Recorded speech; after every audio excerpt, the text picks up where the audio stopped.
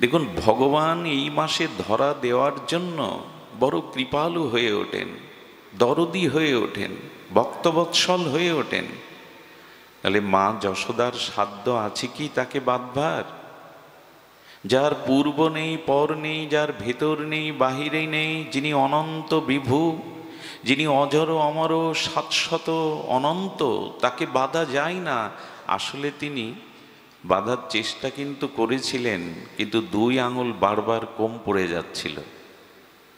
আমি ভগবানকে বাঁধবো, এটা হয় না, বাধা যায় না। যশোদা মাও কম চেষ্টা করেননি পট্টডরিকা দিয়ে, আর তিনি দাস দাসীদের দিয়ে সমস্ত রঞ্জ একত্রিত করেও 2 আঙুল কম পড়ছে। ভগবান সংকেত দিলেন 2 আঙুল অন্য কিছু না, একটি অঙ্গুলি হলো ভক্তের প্রচেষ্টা সাধনা, আরেকটি অঙ্গুলি হলো ভগবানের করুণা। ভক্ত সাধনার দ্বারা ভগবানের দিকে অগ্রগামী হবে, আর সেই সাধনার ব্যাকুলতা দেখে ভগবান করুণায় নেমে আসবেন। এই সাধনার করুণা যুক্ত হলেই তবে ভগবানকে বাধা যায়। সাধনা এবং করুণা, সাধনা চাই, ভজন চাই, তবেই তো করুণা আসবে, তবেই তো কৃপা, তবেই তো করুণা আমাদের মাঝে আসবে, ধরা দেবে। সুধীজন, এই জন্য সংসারে এই বিষয় আসক্তির মমতা আসক্তি যেটুকু সংসারকে দিয়েছি, তার কথঞ্চিত যদি কিছু যদি ভগবানকে এই আসক্তিটা দিতে পারতাম, ভগবানের প্রতি এই কিছুটা আসক্তি অনুরাগ দিতে পারতাম, তাহলে ভগবান দয়ালু কৃপাও হলে আমার ভজনে, আমার অনুরাগে, আমার প্রেমের ভক্তির বন্ধনে তিনি আবদ্ধ হতেন। আচ্ছা, ভগবানকে এখানে বলা হচ্ছে কৃপা দৃষ্টি বৃষ্টাতি দিনং, আমি দিন পতিত স্খলিত, তুমি কৃপারূপ বৃষ্টি করো আমার উপরে। করুণার বৃষ্টিতে আমার এই সংসার ত্রিতাপ তাপকে, দগ্ধীভূত তাপকে, ভবমহা দাবাগ্নি তাপকে তুমি কৃপা বৃষ্টি দিয়ে শীতল করো। এটা বলা লাগবে না, কৃপা করছেন ভগবান আমাদের। একটি শব্দ বলি, কবিরাজ কৃষ্ণ গোস্বামী, খুব মার্মিক শব্দ। উনি বলেছেন, যে জৈসে ভজে কৃষ্ণ তারে তৈসে ভজে। আবার বলি, শব্দটা বুঝতে পারলে ভেতরে প্রবেশ করা যাবে। যে জৈসে ভজে কৃষ্ণ তারে তৈছে ভজে। কৃষ্ণের প্রতিজ্ঞা এক আছে বহুদিন হইতে। ভগবান একটা প্রতিজ্ঞা করে বসেছেন, আমাকে যে যেভাবে ভজন করবে আমি ভজন অনুরূপ ভজন তাকে করব। যে যথামাং প্রবর্তান্তি ততৈব ভজাম্যহম। যে আমাকে যেরূপভাবে ভজনা করবে, তুমি যদি বন্ধুরূপে সখারূপে আমাকে ভজনা করো, আমি তোমার এঁটো খাবো, আমি তোমাকে কাঁধে চড়াবো, একসাথে খেলবো। ওখানে আমি সর্বশক্তিমান ভগবান না, তোমার সখা হয়ে সখার মতোই মিশবো। তুমি যদি আমাকে পুত্ররূপে এ ভজন করো, যে কৃষ্ণ ভগবান নন, ব্রজবাসীগণের মতো যশোদার মতো যদি আমাকে বাৎসল্য শিশু জ্ঞানে বাৎসল্য রসে ভালোবাসতে পারো, আমি তার কাছে ভগবান রূপে না, শিশু হয়েই যাব বলেই তো বধনে ধরা দিলেন। যাব বলেই তো যশোদার হাতে যষ্টি দেখে কম্পিত কলেবরে বলছে, মা যষ্টি ফেলে দাও, যার নাম নিলে মহাকাল যম ভয়ে পালায়। সে মার হাতে একটা যষ্টি লাঠি দেখে বলছেন, মা যষ্টি ফেলে দাও, ভয়ে কাঁপছে। রুদন্তং, তিনি কাঁপছেন। তো এখন স্বয়ং ভগবানের এই লীলা কি অভিনয়? বলো অভিনয় না। যে তাকে যেভাবে ভজে সেই ভজনরূপ তাকেও তিনি সেইভাবে ভজন করেন। যে গোবিন্দকে পতিরূপে চায়,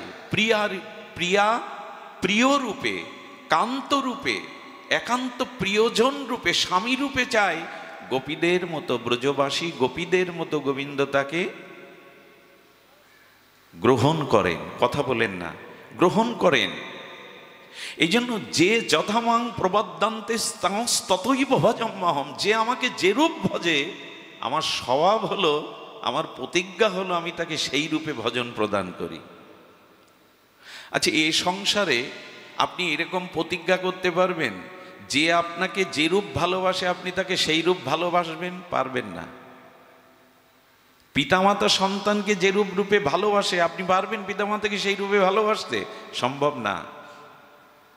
কিন্তু গোবিন্দ বলছেন আমাকে যে রূপে যেটুকু সে ভালোবাসবে আমি তদরূপ ভালোবাসা তাকে ফিরিয়ে দেব। এটা কৃতজ্ঞ না হলে হয়?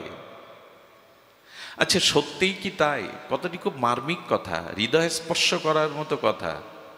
বলছেন আমি ভগবানকে ভজন করেছি তো যে তিনি আমায় ভজন করবেন। আচ্ছা, আমি যদি ভগবানকে ভজন না করি ভগবান আমায় ভজবে না, তাই তো? আমার প্রতি কৃপা করবে না। দাঁড়াচ্ছে তো তাই যে যেরূপ ভজন করে গোবিন্দ তাকে সেই রূপ ভজন অনুরূপ ভজন কৃপা দান করেন। কই আমি তো ভজন করিনি, আমাকে কৃপা করছেন না?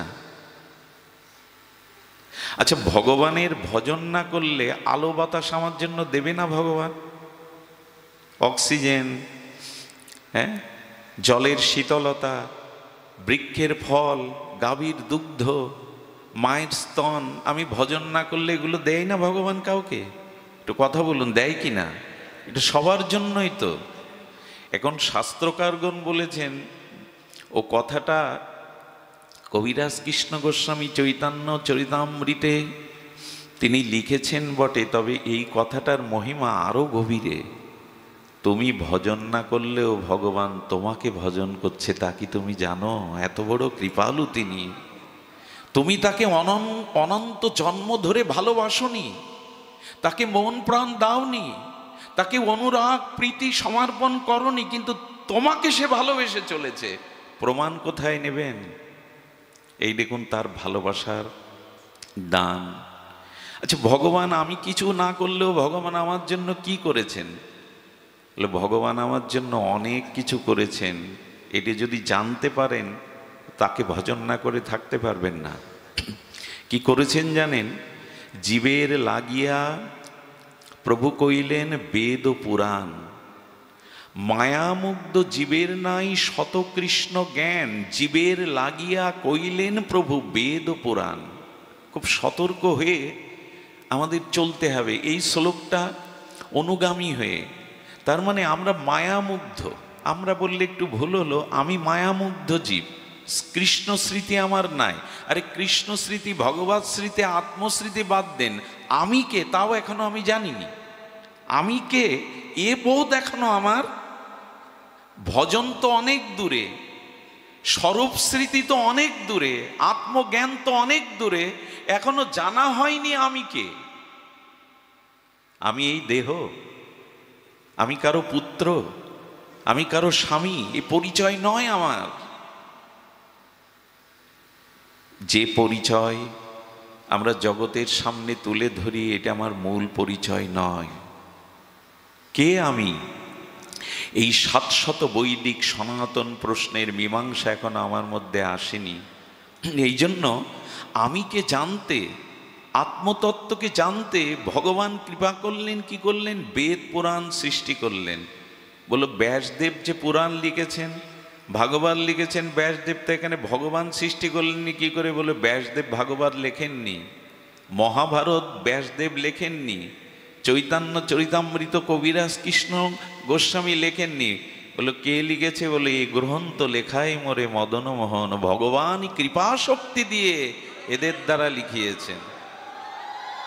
ব্যাসদেবের মধ্যে ভগবত শক্তির প্রকাশে ব্যাসদেব লিখেছে। একবার মা, আমি বারবার অনুরোধ করছি শব্দের দিকে গভীর মনোযোগ দেন। এখানে তো বাঁশি বাজছে না, বেহালা বাজছে না, সুরের মূর্ছনা নেই, শুধু শব্দ। শব্দের ভেতরে প্রবেশ করতে হবে। এই যে গীতার অক্ষরগুলো, ভাগবতের অক্ষরগুলো অক্ষর না, কোনো পেজে ছাপানো, এগুলো কাগজে ছাপানো অক্ষর না। দেখুন গঙ্গার দ্রবীভূত একটি রূপ হলো এই স্রোতস্বিনী গঙ্গা, যে গঙ্গা বয়ে চলেছে সদ্যপাতক নাশিনী পবিত্র গঙ্গা। এই গঙ্গা দ্রবীভূত জল তরল একটি রূপ, আর গঙ্গার একটা সাক্ষাৎ দেবী রূপ আছে, আছে না? গঙ্গা দেবী আছে না?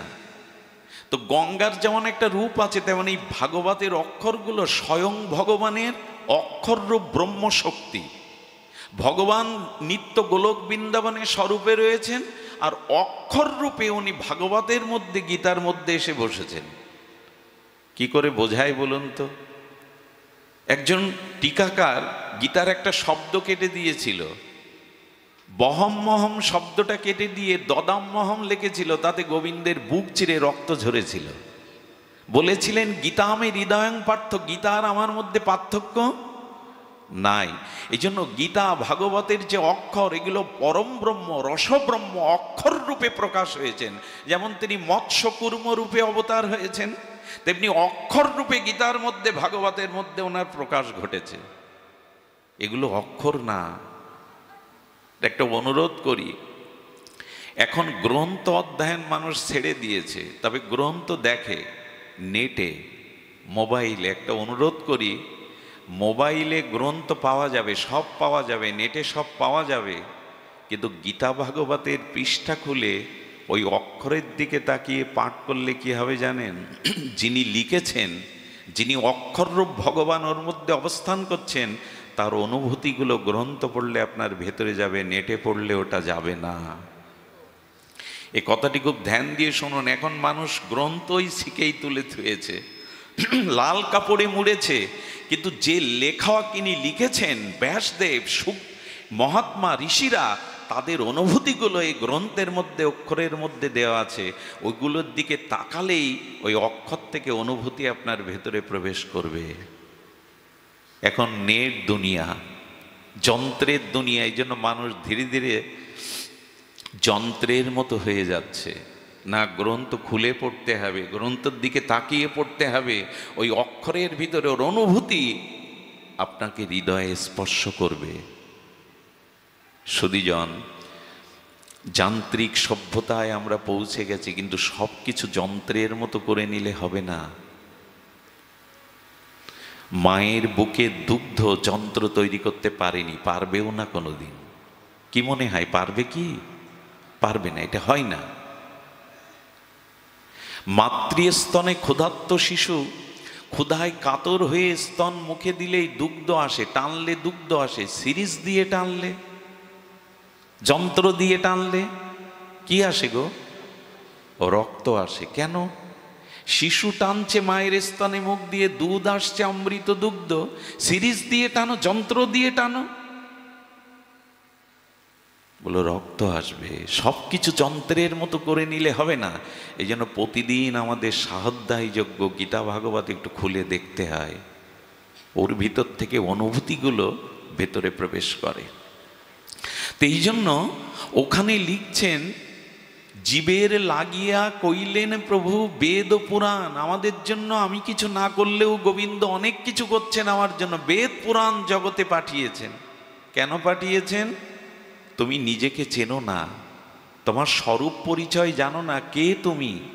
এই গীতা ভাগবত পড়লে, শুনলে তোমার সেই স্মৃতি আসবে, আমি কৃষ্ণের আর কারো নই, আমি ভগবানের আর কারো নই।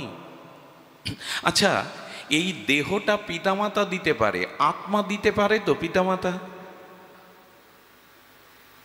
পারে কি? পারে না। রক্তমাংসের পিণ্ড, শরীরটা পিতামাতা দিতে পারে, আত্মা দিতে পারে না। আচ্ছা, দেহ আত্মা সৃষ্টি করে না, আত্মা দেহকে ধরে রাখে। কোনটা? দেহ আত্মাকে সৃষ্টি করতে পারে না, ধরে রাখতে পারে না। দেহ যদি আত্মাকে ধরে রাখতে পারত, মৃত্যু নামক জিনিসটা, অভিশাপ আমাদের জীবনে আসতো না। দেহ আত্মা ধরে রাখতে পারে না বলেই তো মৃত্যু আসে। তার মানে দেহের ক্ষমতা নেই আত্মাকে ধরে রাখার, কিন্তু আত্মার ক্ষমতা আছে দেহটাকে ধরে রাখার। এই আত্মাটা কে? এ বাবা মার দেওয়া কোনো অংশ, রক্তমাংস পিণ্ড? এটি সাক্ষাৎ ভগবানের চিদান অংশ। মামই বাংশ জীবলোক জীবভূতা সনাতন, শাশ্বত সনাতন অজর অমর ভগবানের চিৎকন অংশ। ভগবান আত্মা রূপে আমার হৃদয়ে আছেন, যাতে আমি বেঁচে থাকি। কে বাঁচিয়ে রেখেছেন আমাকে? বাবা মা। পাড়া প্রতিবেশী, খাদ্য, চিকিৎসক, ঔষধ। আত্মা না থাকলে বলুন তো কাউকে বাঁচাতে, আমাকে মৃত ব্যক্তিকে প্রাণ দিতে বলুন তো। সেই আত্মার দিকে তাকাবার সময় নেই। যাদের দিকে সারা জীবন তাকালাম তারা প্রকৃতত্ব আমার কল্যাণ কেউ চায়নি। যে আমাকে কল্যাণ করবার জন্য আমার হৃদয়ে বসে আছে, আমি তার দিকে সারা জীবন তাকালাম না, করলামটা কি? এই জন্য বললেন, আমি ভগবানকে না ভজলেও ভগবান আমাকে ভজছেন হৃদয়ে বসে। আমি তোমার হৃদয়ে আছি বলে তুমি বেঁচে আছো, তোমার চেতনা আছে, তোমার বিবেক আছে। কেন তোমার হৃদয়ে আছি যেন? কবে তুমি আমার হবে, কবে তুমি আমার ভজন করবে, এই আশায় আমি তোমার হৃদয়ে আছি। দেখুন তো, আমি ভজন না করলেও তিনি আমায় ভজন করছেন কিনা। এই কথাগুলো হৃদয় দিয়ে শুনলে তার ভজন না করে থাকতে পারবেন না। এত কৃপালু তিনি, এত দয়ালু। আচ্ছা, ভেতরে আত্মারূপে ভগবান আছেন আমার উপলব্ধি নেই, উপলব্ধিটা কে করিয়ে দেবে? সুইচটা তো অন করতে হবে, তবে তো আলো জ্বলবে। সুইচটা অফ আছে, তো কে আমার এই আত্মচেতনাটা জাগিয়ে দেবে? খুব ধ্যান দিয়ে শুনুন, অলসতা আনবেন না। কে জাগিয়ে দেবে জানেন? গোবিন্দ তখন বলছেন, বেদ পুরাণ দিয়ে তোমার আত্মস্বরূপ জানবার জন্য জ্ঞান দিলাম, তবু তুমি বেদ পুরাণ দেখলে না, আত্ম উপলব্ধিতে আসলে না। এই জন্য আমি কি করেছি জানো? আমি সৎ গুরু রূপে তোমার কাছে গেছি। কত করুণা করছেন তিনি, কারণ শ্রীগুরু ভগবানেরই কৃপামূর্তি। একটু কথা বলি, অপ্রকাট ভগবানকে যতটা শ্রদ্ধা করেন, আদর করেন, ভালোবাসেন, তার থেকে বেশি শ্রদ্ধা যদি গুরুদেবে আসে তবে তাড়াতাড়ি প্রেম ভক্তি পেয়ে যাবেন, ভগবান পেয়ে যাবেন।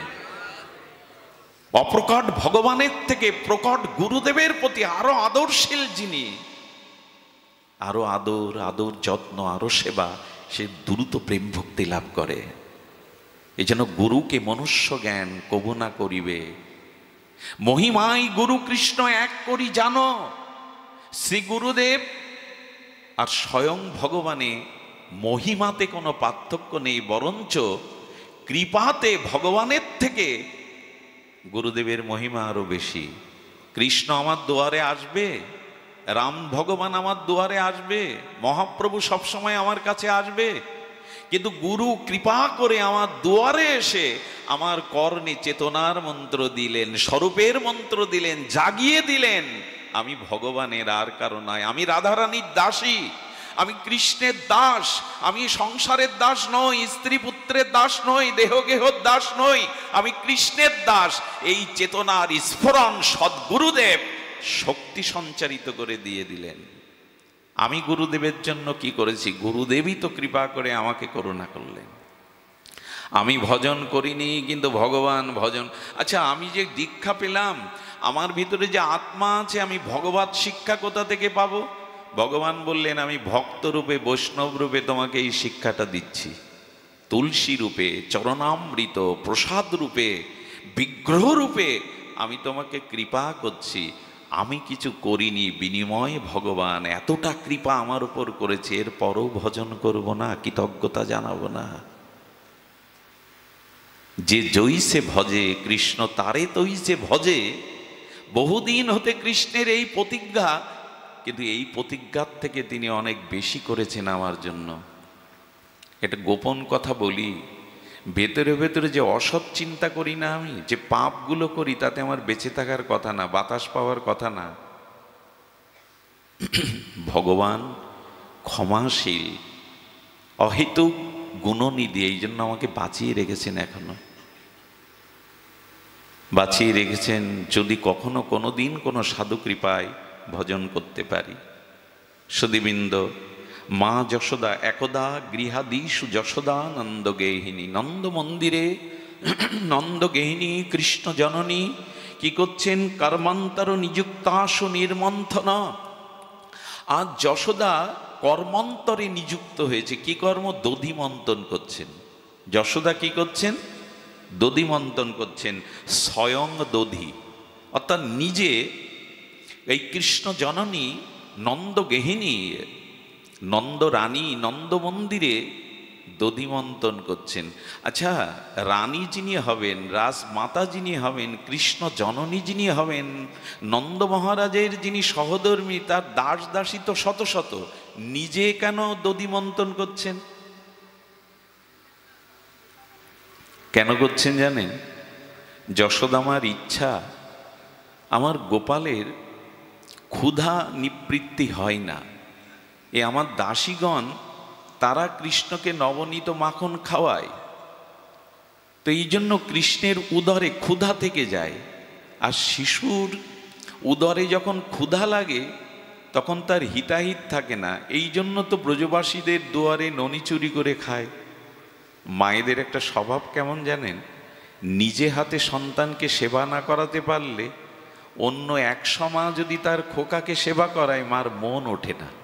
খোকার বুঝি পেট ভরেনি, খোকা বুঝি ঠিকভাবে খায়নি। এটা মায়ের বাৎসল্য স্বভাব।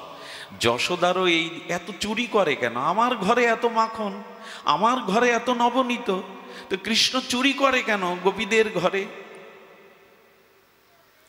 মনোচোর নবনীত চৌরম, গোপী মনোচোর নবনীত ব্রজে নবনীত চৌরম। যশোদার অনুভব হলো এই, গোপালের ক্ষুধা মেটে না। এই জন্য যশোদামা কি করেছেন? গিরিরাজ, গিরিজাগ, সেই ইন্দ্রজাগে যখন গিরিরাজে মহারাজ সহ দাস দাসীরা সবাই চলে গেছে, যশোদামা আজকে অপেক্ষা করছে, আজকে নিজে হাতে মন্থন করে আমার গোপালকে আমি উৎকৃষ্ট আস্বাদ্য নবনীত খাওয়াবো। এ প্রসঙ্গে যশোদা কি বললেন জানেন? ভগবত সেবা, গুরু সেবা চাকর বাকর অন্যকে দিয়ে করতে যেও না, নিজে হাতে করো। আমাদের দেশে টাকা পয়সা থাকলে একটা মন্দির বানায়, ইন্ডিয়া থেকে জয়পুর থেকে কয়েক লাখ টাকা খরচ করে রাধা মাধব আনি, নবদ্বীপ থেকে নিতাই গৌরানি, কিন্তু মন্দিরে যাওয়ার আর সময় হয় না। 10-20 হাজার টাকা দিয়ে সেবক রাখি। আরে বাবা, যদি ভগবানের কাছে যাওয়ার সময়ই না পাও, তাকে সেবা করার সময় না পাও, যদি লোক দিয়েই করতে হয়, তো ও মন্দির বানানোর মানে কি? মন্দির একটা করতে পারলেই বেঁচে যায় আমরা। কি একটা করলাম, কিন্তু না, ইট কাঠ দিয়ে তো বাড়িও তৈরি হয়। মন্দির মানে যেখানে ভগবানের সেবা হবে, আরাধনা হবে, যেখানে শাস্ত্র অনুশীলন হবে, ভজন সংকীর্তন হবে, এটাই মন্দির। ইট কাঠ দিয়েই তো কারো অট্টালিকা তৈরি করা, তা দেখে তো কেউ প্রণাম করে না। মন্দির মানেই শুধু ইট কাঠ দিয়ে ডিজাইন করা না, 2-5 তলা বানানো না, ওখানে নিত্য ভগবানের সেবা হতে হবে। সামর্থ্য থাকলে, অসুস্থ না হলে নিজে হাতেই করতে হবে। আরে সিদ্ধ বাবা নবদ্বীপে 150 বছর বয়স, চোখের পাতা ঝুলে এই পর্যন্ত পড়েছে। তো যখন ওই 150 বছরেও ভগবানের চরণে তুলসী দিতে যান, শিষ্যকে বলেন চোখের পর্দাটা একটু ওপরে টেনে তোলতো, আমি একটু দেখি রাধা মাধবের চরণটা কোথায়। ভাবতে পারেন এদের অনুরাগ। আরে গদাধর পণ্ডিত গোস্বামী ভগবানের গলে মালা দিতে গিয়ে মাজা পড়ে গেছে, বিদ্ধ হয়ে গেছে, মাজাটা সোজা হয় না, মালা দিতে গিয়ে মাঝে মাঝে মালা পড়ে যায়, হাতে পড়ে যায়, মালা গলে দিতে পারে না। একদিন বলছে, ও ঠাকুর, তুমি পারো না? আমার কত কষ্ট হয় দেখো না, তুমি যদি একটু পদ্মাসনে না দাঁড়িয়ে বসে পড়তে, তাহলে মালাটা তো গলায় দিতে পারতাম। এই কাঁদতে কাঁদতে ভগবানকে প্রার্থনা নিবেদন করেছে। সকালবেলা মন্দির দুয়ার খুলে দেখে তার দাঁড়ানো ঠাকুর পদ্মাসনে বসে গেছে মালা নেওয়ার জন্য। আরে নিজের অনুরাগ চাই ভজনে, ভজনে অনুরাগ চাই, লোক দিয়ে করলে ওটা হয় না। এই জন্য যদি অসুস্থ না থাকেন, সামর্থ্য থাকে, তবে নিজে হাতে গৌর গোবিন্দের গুরুদেবের সেবা করতে হয়। ব্যস্ত হতে হয় জীবনে, এমন ব্যস্ত যেন না হয় যে ভগবানের কাছে যাওয়ার সময় হয় না আমার। এর ব্যস্ততার কোনো মানে নেই। সংসারের পেছনে, অর্থের পিছনে দৌড়াতে হয়, ছেলে মেয়ের পিছনে। এরকম দৌড়াবেন না যে হোঁচট খেয়ে পড়তে হবে, এত দৌড়ানো ভালো না। কিছুটা ভগবানের পিছনে দৌড়ান। মনে আছে তো, যশোদার হাতে যষ্টি, আর কৃষ্ণ পালাচ্ছে, ধর ধর ধর, আজ তোকে সাজা দেবই। কৃষ্ণ তখন পেছনে দাঁড়িয়ে, হ্যাঁ পিছনে দাঁড়িয়ে দেখছে মার গামটা দরদর করে বিন্দু বিন্দু শ্বেত ঘর্ম পড়ছে, নিতম্ব ভারী। মা যশোদার দৌড়াতে কষ্ট হচ্ছে, মা কে আর পারে ওই দুষ্টু চঞ্চল চপল কৃষ্ণ গোপালের লালার পেছনে দৌড়াতে। পদকর্তা বলছেন, কৃষ্ণ তুমি দেখছো না তোমার মায়ের কষ্ট হচ্ছে, তোমার পেছনে দৌড়াচ্ছে। ভগবান বললেন, আমার পেছনে যখন কেউ দৌড়ায় তখন আমার খুব ভালো লাগে, আনন্দ লাগে। বলে কেন লাগে? বলে সংসারের পিছনে বিষয়ের পিছনে না দৌড়ে এখন আমার পেছনে দৌড়াচ্ছে, এই জন্য আমার ভালো লাগে।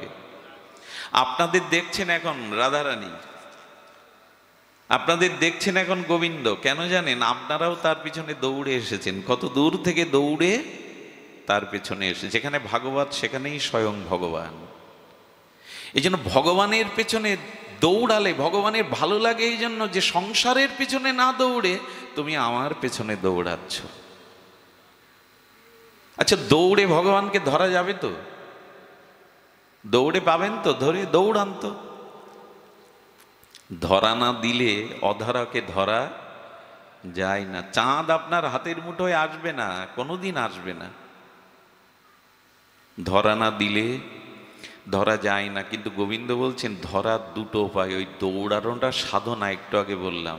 আর যখন দৌড়াতে দৌড়াতে ক্লান্ত হয়ে বলবে আমার শক্তিতে তোমাকে পাবো না ভগবান, তুমি কৃপা করে ধরা দাও, যখন অহংকার দূর হবে, তোমার নিজ শক্তির গর্ব দূর হবে, তখনই কৃপা করে ভগবান ধরা দেবেন। সুধীজন, এই জন্য কর্মান্তর নিযুক্তাসু নির্মন্থন স্বয়ং দধি। যশোমতী মা নিজে মন্থন করছেন দধি, আর জগৎকে জানাচ্ছেন ভগবানের সেবা নিজে হাতে করো। সুধীজন, বহুবার বলেছি কথা, এ কথা আপনাদের বহুবার শোনা, তবু ভাগবত কথায় তৃপ্তি আসে না, পিপাসা মেটে না, নিত্য নিরন্তর পিপাসা বেড়ে চলে। আপনারা জানেন যশোমতী মা ভোরবেলা এই দধি মন্থন করছেন। কখন কখন করছেন? ব্রাহ্ম মুহূর্তে, খুব ভোরবেলা। আচ্ছা ভোরবেলা, আচ্ছা অম্লযোগে দইটা ঘোলটা থেকে দধি মাখন তুলতে গেলে, দই থেকে বা ঘোল থেকে মাখন উৎকৃষ্ট আস্বাদু মাখন তুলতে গেলে কখন মন্থন করলে মাখনটা উৎকৃষ্ট বেশি বা সুস্বাদু হয়? ভোরবেলা। যারা মাখন তোলে না তারা ভোরবেলা দেখেন মন্থন করে, ভোরবেলা মাখনটা উৎকৃষ্ট ওঠে, আস্বাদ্য ওঠে, বেশি পরিমাণে ওঠে। আচ্ছা যদি দুপুরে মন্থন করেন, ওটা কেটে যাওয়ার সম্ভাবনা থাকে, উঠবে কিন্তু বেশি উঠবে না, উঠবে কিন্তু আস্বাদ্য হবে না। যদি সন্ধ্যাবেলায় মন্থন করেন ও বিষ হয়ে যাবে, দুধ তখন কি হবে? টক বা বিষ হয়ে যাবে। সংকেত দিচ্ছে যশোসা, যদি ভগবানকে ভজনাই করতে হয় তবে সকাল সকাল ভজনা করো, বেলা হয়ে গেলে টক হয়ে যাবে, বেলা হয়ে গেলে বিষ হয়ে যাবে, আর ভজনা করা যাবে না। সকাল সকাল ভজ। আর আমাদের হয়েছে সকালে ভজার হয়েছে। এখন মৃত্যুর কূলে দাঁড়িয়েও সায়ান্নে 80 বছরের বৃদ্ধ, 60 বছরের বৃদ্ধ বিদ্যাও বলে এখন আমার সময় হয়নি, আগে নাতি নাতনি দেখি, আগে এদের শখ মিটিয়ে নি, তারপরে বৃন্দাবনে যাব, তারপরে রাধা রাধা বলবো। সকাল সকাল ভজন করতে হবে, নালে উঠবে না। বিকালে করতে গেলে, দুপুরে করতে গেলে টক হয়ে যাবে, কেটে যাবে, বিষ হয়ে যাবে, আর স্বাদ পাবেন না। এই জন্য প্রহ্লাদ মহারাজ বলেছেন কৌমারাং আচারিত প্রাজ্ঞ ভাগবত ধর্মান। যদি ধর্মকর্ম করে নিজের উদ্ধার কল্যাণ করতে চাও তবে কৌমার কিশোর বয়স থেকেই শুরু করো, শিশুকাল থেকে শুরু করো, বেলা গড়িয়ে গেলে হবে না। এই বাণীটা আমাদের হিন্দু সনাতনী হিন্দুদের বোঝানো যাচ্ছে না। ছেলে ইঞ্জিনিয়ার হবে, ডাক্তার হবে, উকিল হবে, মাস্টার হবে, ধর্মকর্ম 3rd সাবজেক্ট, 8ম সাবজেক্ট। ওইটা পরে করিস, আগে পড়। এত পড়ছে যে পড়তে পড়তে পড়েই যাচ্ছে, দাঁড়াতে পারছে না, পড়েই যাচ্ছে, নৈতিকতাই পড়ে যাচ্ছে, আদর্শ থেকে পড়ে যাচ্ছে। এই জন্য ধর্মীয় শিক্ষাগুলো বাড়িতে শুরু করুন।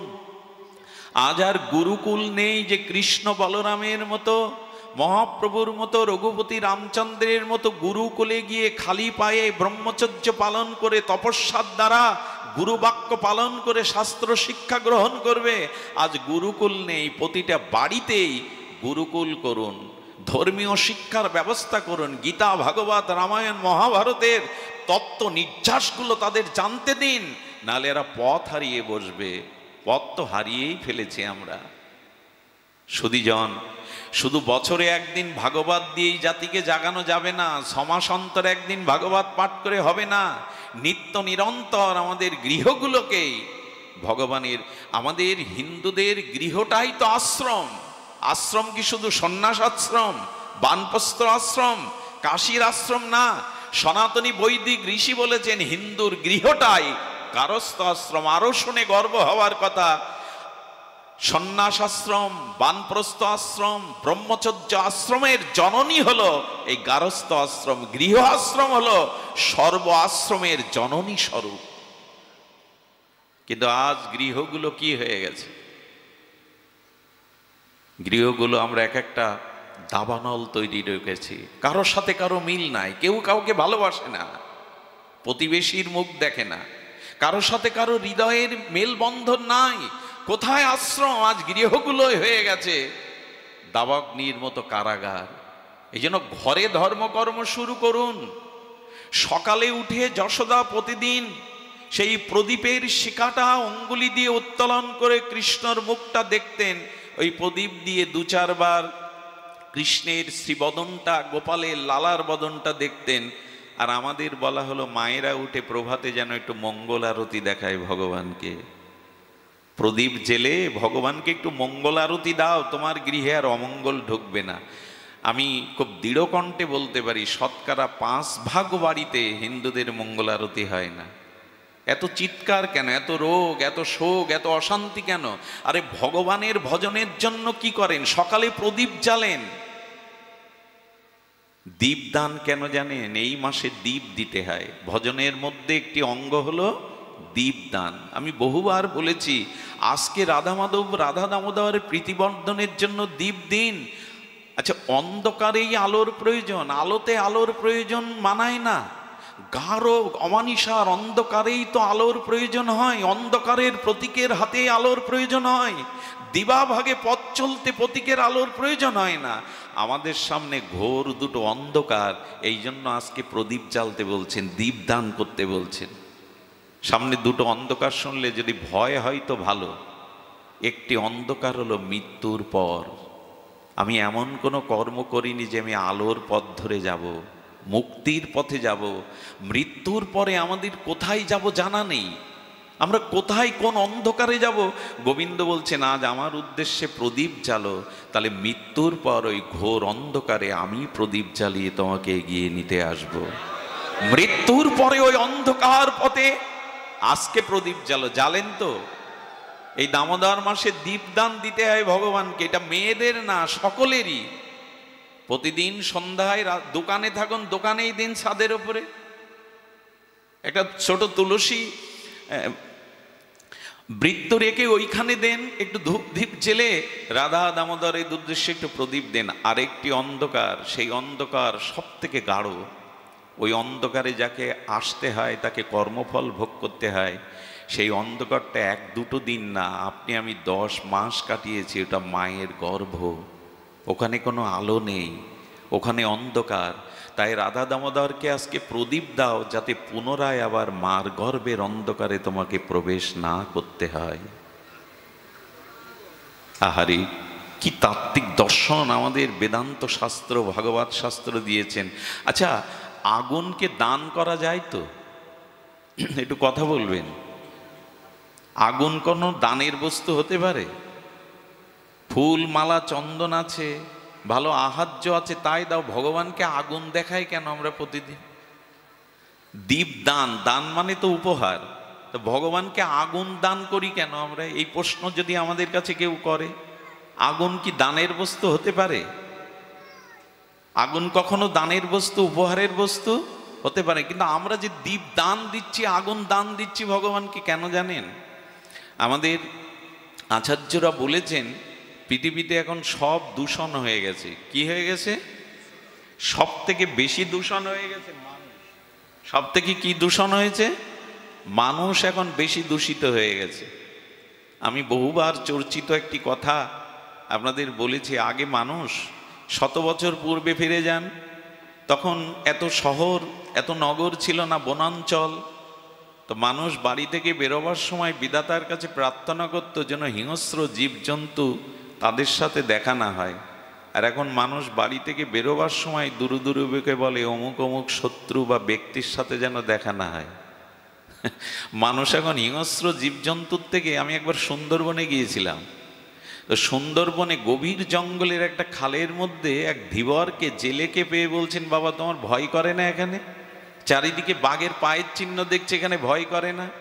উনি আমায় কি উত্তর দিলেন জানেন? এই সরল মূর্খ আর এই অবুঝ ব্যক্তিটি, মানে সরল ব্যক্তিটি, লেখাপড়া না জানা সরল ধীবর বলছেন, বাবা সুন্দরবনের বাঘের ভয় করে না, মানুষ বাঘের ভয় যতটা করে। এখান থেকে অপহরণ করে নিয়ে টাকা দাবি করে। তার মানে মানুষ এখন জীবজন্তু, হিংস্র সাপাত সংকুল জীবজন্তুর থেকে মানুষের ভয় বেশি করে।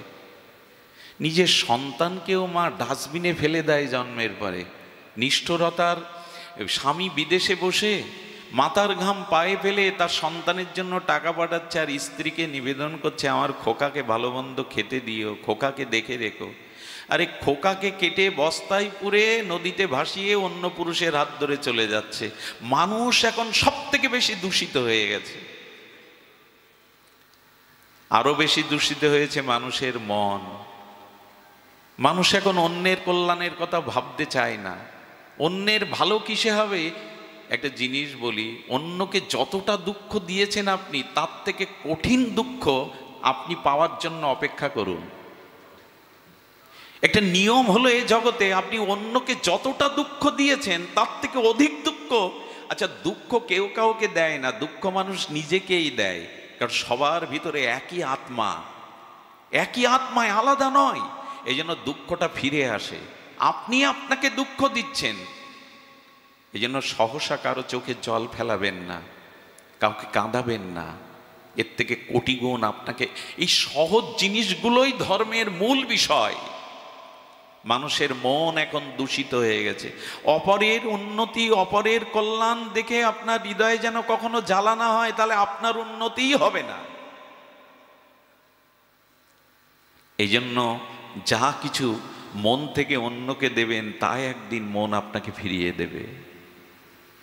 সুধীজন, এই জন্য মন দূষিত হয়ে গেছে, বায়ু দূষিত হয়ে গেছে, খাদ্য দূষিত হয়ে গেছে, এমনকি বলতে গেলে বলতে হয় বিষও দূষিত হয়ে গেছে।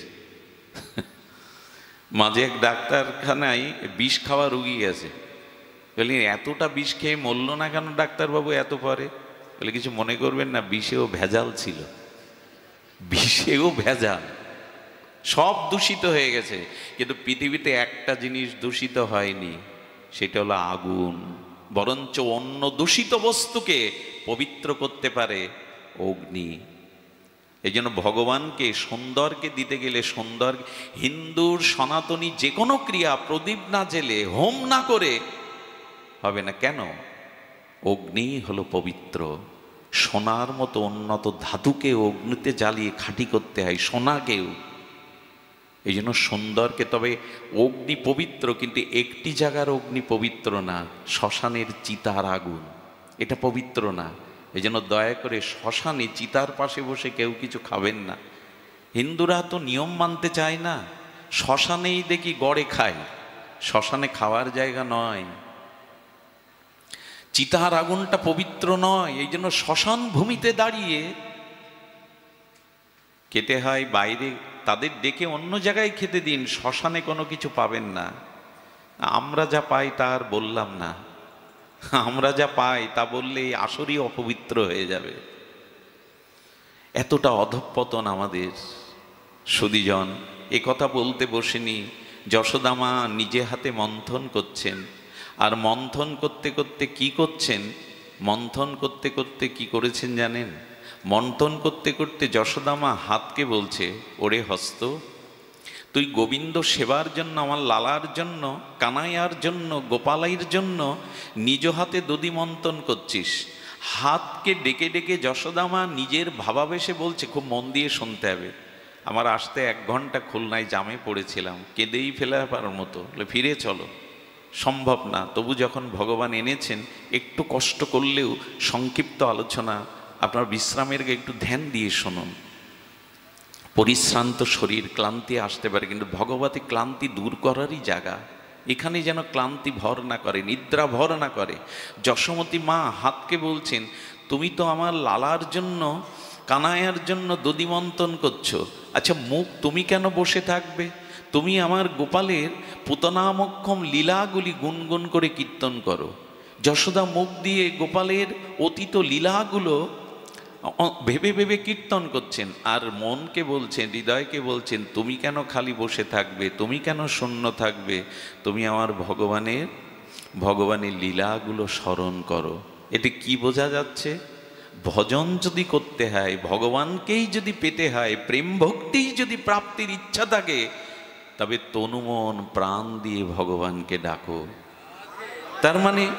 তার মানে আমাদের শরীরটা এখানে এসছে, মন যদি এখন চলে যায়, গাড়ি পাবো তো? বাড়ি ফিরতে কত দেরি হবে? আপনার শরীরটা এখানে, মন এখানে নাই, আপনার ভজন হবে না। আচ্ছা, সেতারের একটা তার যদি কেটে যায়, সুর মূর্ছনা উঠবে তো? রাগ রাগিনী উঠবে তো? কেন, আর দুটো তার তো আছে, হলে কি হবে? একটা তার শিথিল হয়ে গেলে, কেটে গেলে, সুরমূর্ছনার ঝংকার উঠবে না। তেমনি ভগবানকে যদি ডাকতে হয়, তনু মন প্রাণ দিয়ে তাকে ডাকো। দেহ দাও, মন দাও, প্রাণটাও দাও, এই 3 টান এক করে যদি ভগবানকে ডাকতে পারো, তখন ভগবান বিগলিত হয়ে তোমার ডাকে সাড়া দেবে। আমাদের শরীর থাকে তো মন থাকে না, মন থাকে তো শরীর সাড়া দেয় না, আর প্রাণ তো দিতেই পারি না তাকে। প্রাণ দিয়েছি সংসারকে। এই জন্য অনুরোধ করব, এই ঐক্য টানে, ত্রয়ী টানে ভগবানকে অনুরাগ দিয়ে ডাকুন। তনুমন প্রাণ দিয়ে ডাকা কেমন জানেন? এই ঘটনাগুলো আমি প্রতিদিন বলতে শুরু করেছি, কেননা হৃদয়ে স্পর্শ করে। নরসিংহ মেহতা, এই নরসিংহ মেহতার মেয়ে দেখতে আসবে আজ, আর ছেলেপক্ষ পাত্রপক্ষ বলেছে, মেয়ে পছন্দ হলে একেবারেই আমরা পাকা কথা দিয়ে যাব। আচ্ছা, নরসিংহ মেহতা গোবিন্দের ভজন করেন, এই জন্য সংসারে অভাব লেগে থাকে, ভজন করতে বসলে আর সংসারের কথা কিছু মনে থাকে না, কি খাবে মনে থাকে না। প্রেমিক ভক্ত তো, অনুরাগী ভক্ত তো, ভজনে ডুব দিয়ে দেয়। আরে তার স্ত্রী বলছে, যাও কারো কাছে একটু টাকা ধার করে মেয়ের জন্য একটা ভালো কাপড় আর অতিথিদের জন্য কিছু আহার্য উপাচার কিছু নিয়ে এসো, অপমান হব কি? মেয়ে তো পার করতে হবে। নরসিংহ মেহতা ধনীদের কাছে গিয়ে, দোকানদারিদের কাছে গিয়ে বলছেন, আমাকে কিছু ধার দেবেন। গরিব হলে তাকে কিছু কেউ দিতে চায় না। তো সবাই যখন ফিরিয়ে দিয়েছে, এক শেঠ বলছেন, মানে এক ধনী ব্যবসায়ী বলছেন, বাবা আমি তোমাকে দিতে পারি, একটা কাপড় কেন, তুমি যা চাইছো দিতে পারি, কিন্তু তোমাকে একটা ভজন শোনাতে হবে, তোমার শ্রীমুখের ভজন একটু শুনবো। ওই যে ভজনে বসে গেছে বাবা, 1 ঘন্টা 2 ঘন্টা 3 ঘন্টা চোখ বন্ধ করে চোখের জলে তার গিরিধারী লালের ভজন করে চলেছে। কি জন্য এসেছিল, কি কাজ, একেই বলে ভজন। আর মনে নেই। যখন বেলা 3টার দিকে চোখ খুলেছে, তখন উনি জিজ্ঞাসা করছেন ভেজা চোখে, আমি কি জন্য এসেছিলাম আপনার কাছে, এখানে কেন ভজন করছি? বলে, আপনার মেয়েকে দেখতে আসবে, কিছু বস্ত্র উপচার আহার্য দরকার ছিল। বললো, যা, তা তো আমার স্মরণেও নেই। ভজন করতে করতে এইভাবে বেলা কোথায় চলে গেছে, ক্ষুধা নেই, তৃষ্ণা নেই, একেই বলে ভজন। আর এরূপ ভক্তের জন্য ভগবান কি করেন জানেন? উনি বিফল মনোরথে বাড়ি ফিরেছেন। কন্যাকে পাত্রস্থ করার দায়িত্ব আমার উপরে, আমি পিতা, আমি দায়িত্ব পালন করলাম না। গৃহে যেই এসেছে, স্ত্রী ছুটে এসে বলছে, ওগো তুমি এই শাড়িটা কোথায় পেয়েছো? এই যা কিছু আজকে পাঠিয়েছো, এই উপচার, এ কোথা থেকে নিয়েছো? ওদের পছন্দ হয়েছে, ওরা মেয়ের বিয়ের কথা, পাকা কথা দিয়ে গেছে, আর আহার্য আস্বাদন করে ওরা পরম তৃপ্তি পেয়েছে। মনে করছে আমার স্ত্রী আমাকে ঠাট্টা করছেন, কিছুই তো আনিনি। বললেন, তোমার চোখে জল কেন? আমি তোমাকে উপহাস করছি না। আচ্ছা, বিশ্বাস না হয় দেখে এসো, মেয়েটা শাড়ি পরে দেখে এসো, যে শাড়ি তুমি পাঠিয়েছো যার দ্বারা। ঘরে গিয়ে কি দেখলো জানেন? ঘরে যেটা দেখলো, চোখের জলে ওখানেই লুটিয়ে পড়েছে নার্সি মেহতা। ওনার গুরুদেব একবার বৃন্দাবনে ওনাকে রাস দেখিয়েছিলেন। রাসে রাধারানী যে শাড়িটা পরেছিল সেই শাড়িটা কৃষ্ণকে দিয়ে রাধারানী পাঠিয়ে দিয়েছে, যাও আমাদের ভজন করছে, ও তোমার ভজনে রত আছে, যাও ওর গৃহে ওর দায়িত্ব পালন করে এসো। এটাই কলিযুগের ঘটনা, 405 বছর আগের ঘটনা। এটা ত্রেতা যুগে দাপরের নয়। গোবিন্দ নিজে এসে রাধারানীর শাড়িটা দিয়ে গেছেন, প্রসাদী শাড়ি। আর সমস্ত প্রচার পার্টি রাধারানীর শাড়ি যার অঙ্গে তাকে পছন্দ করবে না কে জগতে? লুটিয়ে পড়েছে। ঠাকুর ঘরে গিয়ে বললেন, কে বলেছে তোমায় মাথায় করে বইতে? কে বলেছে তোমায় এমনি করে বইতে? আমি তো বলিনি তোমায়। কেন আমার জন্য সংসারের দায়িত্ব তুমি মাথায় করে নিলে? এটা আর কোনোদিন করবে না। আজও দায়িত্ব নেন তিনি। এরকম কত দৃষ্টান্ত জগতে আসে। তিনি দায়িত্ব নেন, শুধু দরকার তনু মন প্রাণ দিয়ে তাকে ডাকা। তার মতো আমার মঙ্গল চিন্তায় জগতে কেউ করে না, করতে পারেও না। সুধীজন, এই জন্য মা যশোদা হাত দিয়ে গোপালের যখন নবনীত আর মন দিয়ে যখন লীলা স্মরণ করছেন, মুখ দিয়ে যখন তার গুণকীর্তন করছেন, এই গোবিন্দ চিন্তন, এই গোবিন্দ লীলা স্মরণ, এই গোবিন্দের সুরময় সঙ্গীত মূর্ছনায় ভেদ করে আর স্বর্গ ব্রহ্মালোক ভেদ করে সমস্ত বৈকুণ্ঠ ভেদ করে গোলক বৃন্দাবনে সেই সুর চলে গেছে। আর গোবিন্দ কি করেছে জানেন? আর গোবিন্দ শুভ্র বিছানায় শুয়েছিল, মায়ের এই তনুমন প্রাণ দিয়ে অনুরাগের ভজনে। গোপাল তখন উঠেছে। গোপাল উঠে এসে পেছনে মার আঁচল ধরে টানছে আর কাঁদছে, ও মা, মা, মা যশোদা, মা। মা শুনতে পাচ্ছেন, ওই যে গোবিন্দের গুণকীর্তন করছে, হাতে দধিমন্থন করছেন, মনে মনে গোবিন্দের লীলা স্মরণ করছেন। এ জগতে তো আর নাই, ডুবে গেছে সেই ভজনের মধ্যে, ভজন রসের মধ্যে।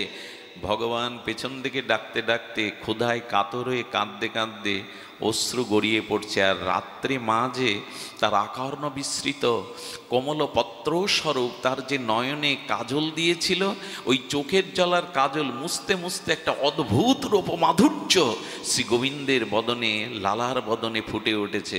ভগবান কাঁদছে আর আঁচল ধরে টানছেন। সুখদেব গোস্বামী ঝঙ্কার তুলছেন তত্ত্বের, এই দেখো, ভক্ত শুধু ভগবানকে ডাকে না, ভগবানও ভক্তকে ডাকে।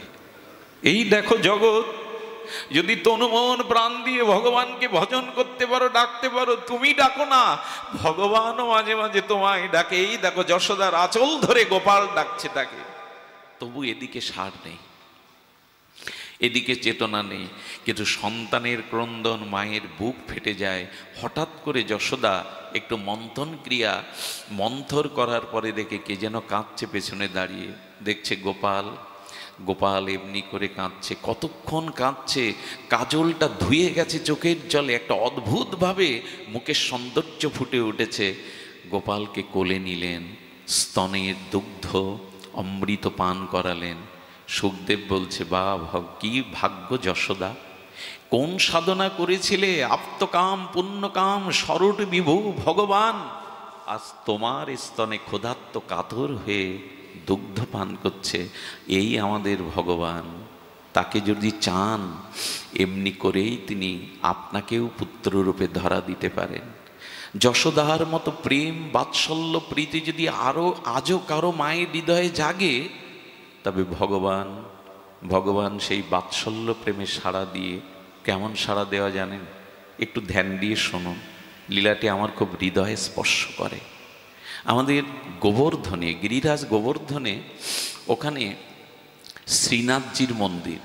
শ্রীনাথজি হলো স্বয়ং প্রকট বিগ্রহ। বৃন্দাবনের কিছু বিগ্রহ কেউ হাতে করে তৈরি বা নির্মাণ করেনি, যেমন গোবিন্দজি, রূপ গোস্বামীর গোবিন্দজি নিজে প্রকট হয়েছেন। যেমন মদন মোহন নিজে প্রকট হয়েছেন। যেমন আমাদের গোপীনাথ, মদন মোহন, গোবিন্দজি, রাধারমণ এরা নিজেই প্রকাট হয়েছেন, কেউ তাকে প্রকাট করেনি, স্বয়ং প্রকাট হয়েছেন। তেমন শ্রীনাথজিও গোবর্ধনে নিজে প্রকাট হয়েছিলেন। সেই শ্রীনাথজিরে ভজন দিয়ে আনন্দ দিতেন, ভজন করতেন। আমাদের ভজন করতেন শ্রী কুম্ভনাথ। এই কুম্ভনাথ ভগবানের অষ্টসখার মধ্যে একজন, মানে ভগবানের সাথে তার সম্পর্ক সখ্য রসের, সখা, বন্ধু, সুহৃদ। তো ভগবানের সাথে খেলতেন, কথা বলতেন, তাকে খাওয়াতেন। কি হয়েছে জানেন? আহা, একটু মন দিয়ে শোনার জন্য অনুরোধ করছি। হঠাৎ একদিন কুম্ভনাথ ভজন করতে করতে দেখে শ্রীনাথজির গাল দিয়ে লালা পড়ছে, লালা গড়িয়ে গড়িয়ে বুকে বিন্দু বিন্দু পড়ছে, লাল গাঢ় লালা। আরে শ্রীনাথজি, আরে লালা, তোমার জিহ্বা দিয়ে মুখ দিয়ে লালা পড়ছে কেন? বললো লোভে। বলে তোমার কি লোভ হয়েছে আমাকে বলো, তুমি বলছো না লালা দেখছি কদিন ধরে লালা পড়ছে। বলে জানো, জানো কুম্ভন, এক মা আসে, এক মা ভাগবত শুনতে শুনতে শুনেছে গোপীরা দধি দুগ্ধ দোহনকালে, ওই দধিটা জমানোর কালে কৃষ্ণের চিন্তা করত, কবে কৃষ্ণ ঘরে সেই নবনীত পাবে, এই ননি পাবে। এমনি করতে করতে ওই নিবেদনের প্রসাদ গোবিন্দ পাওয়ার জন্য গোপীদের ঘরে ননি চুরি করতে যেতেন। এই পাঠ শুনে এই সরল মায়ের মনেও হয়েছে আমিও এমনি করে গোপালের জন্য দধি পেতে আর চিকেই টানিয়ে রাখবো, কবে গোপাল আমার ঘরে এসে ননি চুরি করবে। তাই প্রতিদিন কি করে জানেন? দুধটা জাল দিয়ে, শর্করা দিয়ে খুব গাঢ় করে, সর করে, মাখন করে বা ক্ষীর করে একটা মাটির ভাণ্ডে করে এনে প্রতিদিন শ্রীনাথজির মন্দিরের সামনে পদ্মা তুলি দিয়ে বলো, এই দেখো গোপাল, এই দেখো তোমার জন্য কত মধুর, কত আস্বাদ্য ক্ষীর মাখন করে এনেছি, আর এটা ঘরে ছিকিয়ে টানিয়ে রাখবো, তুমি কিন্তু আমার ঘরে যাবে। এইভাবে লোভ দেখিয়ে যায় ও প্রতিদিন। আহা, কি ভজন দেখুন। বলি এইখানে দেব না, আমার ঘরে গিয়েই পেতে হবে তোমায়। এই সরলতাই ভগবান পাওয়ার উপায়। আর সেই লোভে লোভে ভগবানের জিহ্বা দিয়ে লালা পড়ে গো মা। লক্ষ্মী দেবী যার চরণ সেবা করে তৃপ্ত হন না, অন্নপূর্ণা যাকে সেবার জন্য ব্যাকুল হয়ে থাকেন, প্রার্থনা করেন, তার কোনো জিনিসে লোভ হয় তো? বলল লোভটা মাখনের প্রতি না ভগবানের, লোভটা দ্রব্যের প্রতি না, ওই দ্রব্যের মধ্যে ভক্ত যে ভক্তি মিশিয়ে দিয়েছে, ওই ভক্তির প্রতি গোবিন্দের লোভ। ভগবানের কোনো বস্তুর প্রতি লোভ নয়। অনন্ত বিশ্ব ব্রহ্মাণ্ডের কুলমালিক, অনন্ত মাধুর্যময়, ঐশ্বর্যময় ভগবানকে কি দিয়ে লোভ দেখাবেন? তবে লোভ তার একটা আছে, ভক্তের ভক্তিতে, ভক্তের প্রেমে, এতেই তার লোভ জাগে। তিনি কি করেছেন? ওই লোভে কুম্ভনাথজিকে বলছেন, কুম্ভন আমাকে ওই মায়ের ঘরে আজ রাতে নিয়ে যেতে হবে, আমি ননি চুরি করতে যাব। আহা, কুম্ভনাথ বললেন যা তোমার ইচ্ছা, তুমি চুরি করে খাওয়া তোমার। বলে দেখো 5000 বছর আগে এই চুরিটা করার অভ্যাস ছিল, মধ্যে 5000 বছর এই চুরি তো করিনি, এখন আমার অভ্যাস কমে গেছে, তোমাকে আমার সাথে যেতে হবে। ভগবান লীলা করেন কার সাথে? ভক্তেরই সাথে, যার তার সাথে খেলা যায়। সহপাঠী না হলে, সমপর্যায়ে না হলে, খেলানো না হলে খেলা যায় তার সাথে? খেলা যায় না। সুধীজন, যার তার সাথে খেলা নেয় না। ভগবান তার প্রেমের খেলা, লীলা খেলাটি খেলেন তার শুদ্ধ ভক্তের সাথে। বলে কুম্ভন আজ তোমাকে আমার সাথে যেতে হবে চুরি করতে। চুরি করাটা অনেকদিন করিনি তো, একটা অভ্যাস। নাই প্রদীপে তেল আছে? না থাকে থাক। বলছেন কুম্ভন আমার সে। বলে কখন যাব? তুমি তো মন্দির থেকে নেমে গেলে সবাই তোমায় দেখতে পাবে, বুঝতে পারবে। থাক না, ওই এমনি করেই থাক দাদা, এমনি করে থাক। ভাগবত কথার প্রদীপ জ্বলছে, অন্য প্রদীপের দরকার নেই। এটাই জ্ঞান প্রদীপ, ভাগবতই জ্ঞানের প্রদীপ, জ্বলুক। আর প্রদীপ কখনো কোনো পুরুষ মানুষ ফু দিয়ে যেন নেভাবেন না, খবরদার। এতে এত বড় অপরাধ হয় না, তাকে 100 জন্ম পরে হলেও ভিখারি হতে হবে, কাঙাল হতে হবে। প্রদীপ কখনো ফু দিয়ে কেউ নিভাবেন না। বিশেষ করে অনেকেই আছে ফু দিয়ে নেবান। সুধীবৃন্দ, যাই হোক, আমরা শ্রবণ করি কুম্ভনাথকে বলছেন, তোমার বুদ্ধি নাই মাথায়? আরে যখন আমাকে শয়নে দেবে, সেবকরা সব বিশ্রামে যাবে, দর্শনার্থীরা সব ফিরে যাবে, সেই সময় তুমি পেছনের দরজা খুলে অপেক্ষা করবে, আমি তোমার কাঁধে উঠেই যাব। আহা, কি করেছেন? শয়নে দিয়েছেন, সেবকরা সব আচার্যরা ঘুমাতে গেছেন, এই সময় পেছনের দরজা খুলে কুম্ভনাথ দাঁড়িয়েছেন। কুম্ভনাথের বয়স তখন অনেক, আর গোপাল শ্রীনাথজি মন্দির থেকে বেরিয়ে বলছে, দেখো আমি হেঁটে যেতে পারবো না, তোমার কাঁধেই উঠবো। কে না চায় তাকে কাঁধে নিতে? কাঁধে উঠে গেছেন। কাঁধে উঠে যখন চরণ দোখানা বুকে জড়িয়ে ধরেছে, কুম্ভনাথ বলে, তোমার চরণ এত শীতল, এত এত হৃদয়ে আনন্দ দেয়। তবে চলো। কুম্ভনাথকে নিয়ে গোবিন্দ সতর্পণে দরজা খুলেছে, আর গোপী ভাবতে ভাবতে চোখের জলে ঘুমিয়ে পড়েছে। আজ আসবে না গোপাল, আর কত প্রতীক্ষা করবে? তোমার জন্যই তো চিকেতে সাজিয়ে রেখেছি মাখন। ওই ভাবতে ভাবতে দেখুন, ঘুমাবার সময় একটু ভগবত চিন্তা করে ঘুমাবেন, দেখবেন স্বপ্নটা ভগবানেরই আসবে। আর যদি সংসার চিন্তা করতে করতে ঘুমান, তাহলে ওই যে স্বপ্নগুলো অশুভ স্বপ্ন, ওগুলো আক্রান্ত করবে।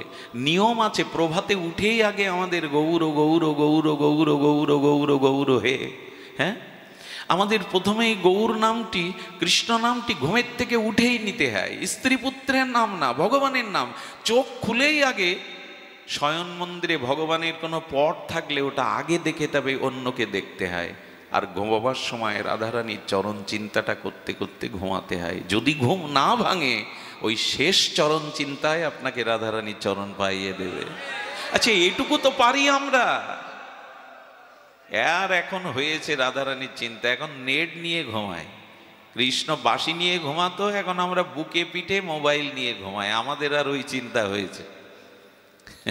ওটা ছাড়াছাড়ি নেই, ওটা ছাড়লে উপায় নেই। কৃষ্ণ যেমন ঘুমানোর সময় বাঁশি ছাড়তো না, আমরা ওটাও ছাড়ি না। দুর্দশা আমাদের। বাবা অনেকেই কল করে করে, বাবা এই সব স্বপ্ন দেখি, বাবা কোনো দুর্যোগ আসছে, কোনো পতন আসছে। কি বলি বলুন তো তাদের? স্বপ্নটা যা ভাবি তারই প্রতিভাস হয়ে তো স্বপ্নটা ফিরে আসে। আমাদের রূপ সনাতন আচার্যরা 2-4 দণ্ড ঘুমাতেন, দণ্ড, তো তখনই তার মধ্যে রাধা মাধবের লীলা দেখতেন। স্বপ্নের মধ্যেও রাধা মাধব দেখতেন। নিত্য নিরন্তর তো ওই ভাবনাই ভাবেন তারা। সুধীজন, এই জন্য ভগবত স্মরণটা দরকার, প্রয়োজন ওই ভাবনাটা। কুম্ভনাথকে নিয়ে ঘরে গিয়ে বলছে, দোনো এখন তো আমার সখা নেই, তুমি সখা, আমি তোমার কাঁধে উঠে ওই শিকেটা ধরবো। কাঁধে উঠে শিকে ধরেছে। শিকে ধরে কি করছে জানেন? মাখনগুলো, এতদিনের প্রেমের নিবেদন, ভক্তির নিবেদন, মাখনগুলো নিজ হাতে করে খাচ্ছেন। কুম্ভনাথ তখন বলছেন, এই সুযোগ আর জীবনে পাবো কিনা জানি না।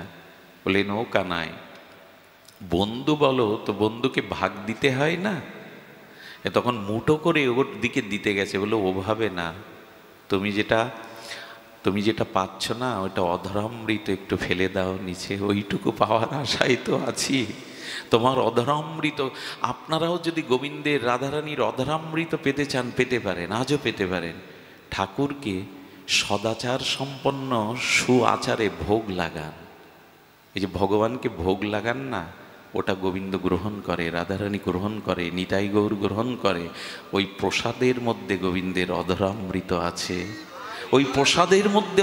কিন্তু এটা পাওয়ার জন্য ব্যাকুলতা কই। এই জন্য এই মাসটা যতদিন আছে আমিষ খাবেন না, হাত জোড় করি। শাস্ত্র নিষেধ করেছে এই নিয়ম সেবা মাসে, কার্তিক মাসে আমিষ পেতে নেই। এই কথা আর শুনেছি আমরা। ডাক্তার বললে শুনতাম, তোমার লিভার নষ্ট হয়ে গেছে, কি লিভার সুস্থতার জন্য 1 মাস তুমি ভাত কিছুই খাবে না, একটু ফলের রস খাবে। সে বেলায় মানতে রাজি, ভগবান বললে মানতে রাজি না। এই আমাদের দুর্দশা। ব্রত করুন আর না করুন, এই মাসে দয়া করে আমিষ খাবেন না। দয়া করে, কৃপা করে এই মাসে, এই আর কটা দিন তো আছে, দেখতে দেখতেই চলে যাবে, দেখতে দেখতেই চলে যাবে। ভক্তরা এক একটা দিন যায় আর ব্যথা পায়, মাসটা চলে গেল, এত তাড়াতাড়ি দিনগুলো চলে গেল। দামোদর কেন আরো 1 মাস থাকলো না? আর আমার মতো যারা, তারা বলে দিন গণে, 15 দিন হলো কি 16 দিন হলো, কবে যাবে সুধীজন। এই জন্য অনুরাগ না থাকলে মাখনগুলো খেতে খেতে গোবিন্দ বুঝতে পেরে তার অধরামৃত মাখনগুলো বিন্দু বিন্দু ফেলে দিচ্ছে। আর যখনই ফেলে দিচ্ছে তখন কুম্মন দাস ওইগুলোই অধরামৃতই চেটে চেটে আর আস্বাদন করে পাচ্ছে। ধন্য ধন্য ধন্য তুমি, যার ঘরে আজ নিজে আজ শ্রীনাথজি এসে মাখন পাচ্ছে। গোবিন্দ বলছেন, যার জন্য এলাম, যার বস্তু প্রেমের বস্তু পেলাম, তাকে একটু দেখাবো না? ইচ্ছা করেই কি করেছে জানেন? ইচ্ছা করেই ঘরটা নিচে ফেলে দিয়েছে। যেই শব্দ হয়েছে গোপী কে কে কে বলে চোর চোর চোর বলে, ওইটাই তো চাচ্ছিলেন। আর গোবিন্দ কি করেছে জানেন? ওই যে শিখে দড়ি ঝুলে লাফ দিয়ে বাইরে এসে অলিয়ে মন্দিরের মধ্যে কুম্মন দাস ওখানেই পড়ে বলে, দাঁড়াও দাঁড়াও দাঁড়াও। আর দাঁড়াও, উঠে মা বলছেন, বাবা আলো জেরে বলছে, তুমি চুরি করতে এসছো আমার ঘরে? হাতে মুখে মাখন। বলো, বাবা বললে তো আমি মন্দিরে পৌঁছে দিতাম। কুম্মননাথজি তুমি আমার ঘরে? বলো, মা তোর বিশ্বাস হয় আমি চুরি করতে এসছি? আর এই সারাটি দিন ধরে তুই যার প্রতীক্ষা করিস, যার জন্য অনুরাগে এইভাবে তুলে রেখেছিস, সেই এসেছিল তোর ঘরে, সেই এসেছিল। মার দিকে তাকিয়ে বলছে, ও মা কি ভজন করেছিস তার? সঙ্গে সঙ্গে কুম্ভনাথ এই মায়ের চরণে পড়ে গেছে। মা তোর চরণ ধুলি দে, কি তোর অনুরাগ, কি তোর ব্যাকুলতা। আজ তোর মাখন চুরির জন্য স্বয়ং গোবিন্দ তোর ঘরে এসেছে। মা ধন্য তুই, ধন্য। সেই দিন থেকে ওই মা শ্রীনাথজিকে মাখন দিত। আজও এটা হয়। আমাদের ব্যাকুলতা নাই, আমাদের ওই জাতীয় উৎকণ্ঠা নাই যে আমার ঘরে তিনি আসবেন। আজও ব্যাকুল চিত্তে যদি কেউ এমনি করে তাকে আহ্বান করে, তবে তিনি এমনি করে তাকে কৃপা করেন। আজকের যে তিথি, এই তিথি সম্পর্কে না বললে একটু অপরাধ হবে। আজকের তিথি যদি জানেন, তাহলে প্রত্যেকেই এই তিথিকে বন্দনা প্রণাম করবার তিথি।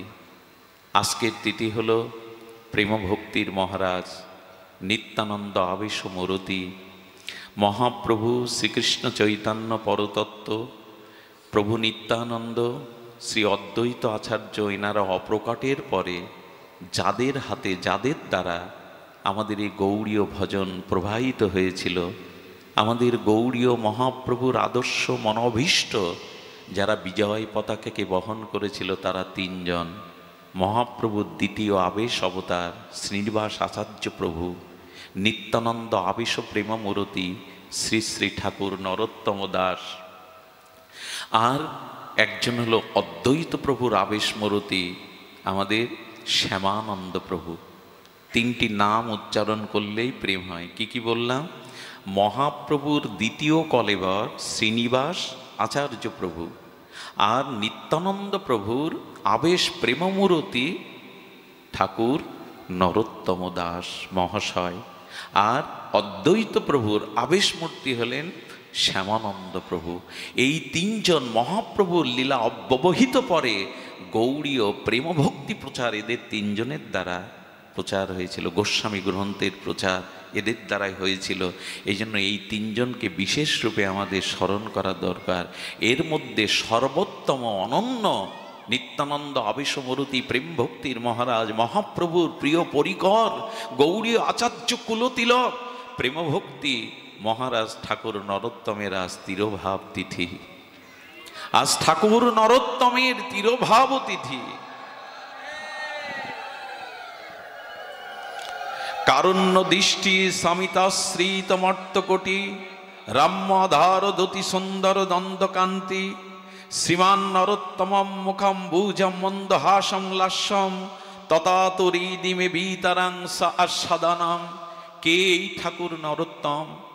এবং আমাদের বঙ্গদেশের এই বাংলাদেশের মানুষের ভাগ্য মহাপ্রভুর এমন একজন প্রিয় পরিকর নিত্যানন্দ আবেশ মূরতি তিনি এসেছিলেন আমাদের এই বঙ্গদেশে। কত বড় ভাগ্য আমাদের।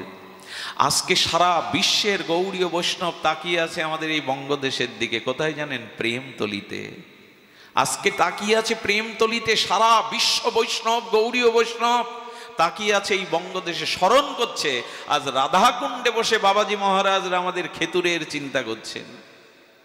কারণ অবিভক্ত ভারতবর্ষের আমাদের মুর্শিদাবাদের এপারে যে পদ্মা, এই পদ্মার তীরে রাজশাহীর খেতুরি গ্রামে রাজা কৃষ্ণানন্দ রাজ পরিবারে এসেছিলেন। উনি রাজা কৃষ্ণানন্দ আর ভাগ্যবতী মা নারায়ণীর গর্ভে আলো করে এসেছিলেন ঠাকুর নরোত্তম। কিন্তু আসবার আগে যে ঘটনা ঘটিয়েছিল সে ঘটনা পরম অলৌকিক দিব্য ঘটনা।